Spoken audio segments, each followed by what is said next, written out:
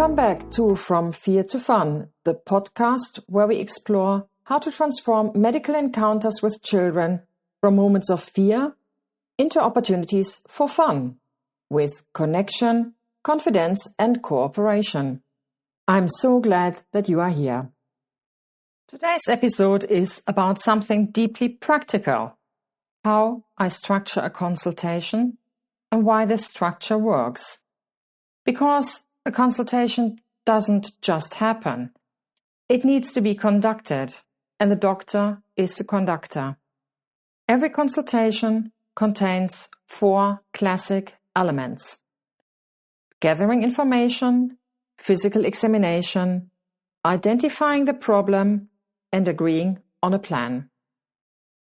General practitioners follow this sequence because they start with no information.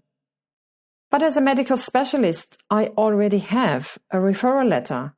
I know why the child is coming before they walk in. And because I work in ear, nose, throat, I swap steps 1 and 2. I examine first and talk later. Why? Because children are afraid of the examination. Their biggest question is, will it hurt? Once the examination is done, their fear dissolves. Only then can the rest of the consultation flow smoothly. Actually, the consultation begins in the waiting area. That's where the first connection is made: eye contact, a smile, a playful moment. By the time the child enters my room, we are no longer strangers. And then comes the famous ear television. I empower the child to show their ears, nose and throat on my monitor to their mommy and daddy. So now suddenly they are the expert and I'm their buddy. The parents become the audience. This shift is magical.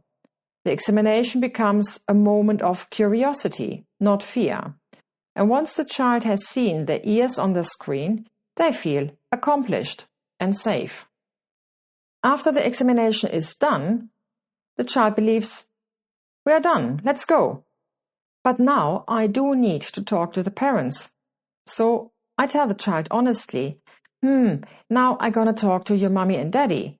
I know this part is boring when adults talking, but I have something for you. And at that moment, I offer a toy, an age-appropriate, silent, sturdy, and disinfectable toy. A Rubik's Cube, a 10-gram puzzle, or a simple animal-shaped wooden puzzle. These toys give the child a task, a sense of purpose, and something to focus on while I'll speak with the parents. A busy child is a calm child, and a calm child allows the parents to listen. Only now do I turn fully to the parents. By this point, they have watched me interact kindly with their child. They've seen the examination succeeded. They have had a moment to breathe. Their fear, will this work, is gone. Now I begin with a summary of the information I already have received from the GP. Parents appreciate this enormously. They feel seen, prepared for, and respected. And I always end the summary with, have I understood this correctly? Or is there anything else you would like to add? This opens the door for correction, nuance, and trust. Now I need to switch to listening mode. Before I explain my findings, I want to understand their point of view. For this, I use the ICE framework. I stand for ideas. What do you think is going on? C stands for concerns. What worries you most? E stands for expectations. What do you hope will happen today? This ensures that we share the same map before we walk the path together. For the next step, we need to explain the diagnosis in small bites and with clear tools. Medical information is complex.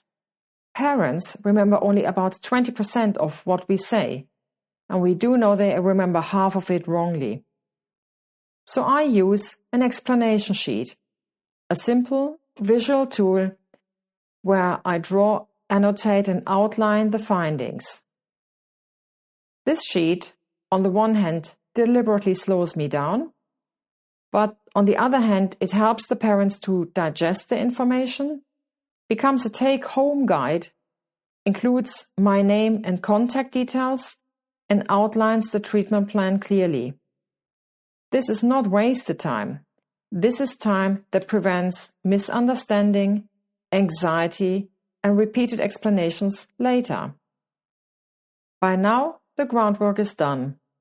The child feels safe, the parents feel respected, the information is clear, the expectations are aligned, so now we can start shared decision-making, and it happens almost naturally. I am the conductor, not the dictator of the outpatient clinic. And the explanation sheet becomes the written confirmation of our shared plan. The child leaves feeling proud and calm, and the parents feel informed and empowered. In a nutshell, the consultation needs to be conducted, and the doctor is the conductor.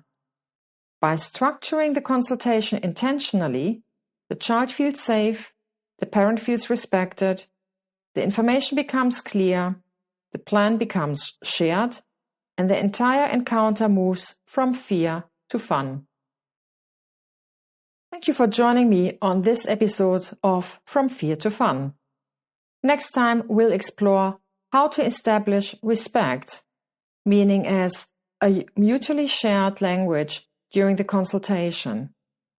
Until then, stay curious, offer connection, and keep moving from fear to fun.